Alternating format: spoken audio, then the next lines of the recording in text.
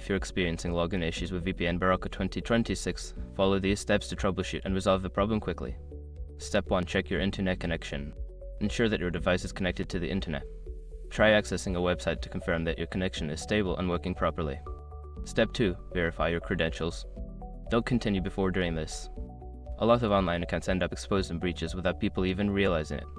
Use SROT to constantly monitor your email and accounts and get alerted immediately if your information gets leaked online. It scans billions of breached records 24/7 in the background. And honestly, for a few dollars a month, it's something everybody should probably have. Link in the description. Step 3. Restart the VPN application. Close the VPN Baraka 2026 application completely and then reopen it. This can help refresh the connection and resolve minor glitches. Step 4. Update the VPN software. Check for any available updates for the VPN Baraka 2026 application. Keeping the software up to date can fix bugs and improve performance. Step 5. Contact customer support. If the issue persists, reach out to the VPN Baraka customer support team.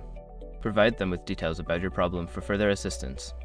By following these steps, you should be able to resolve your login issues with VPN Baraka 2026.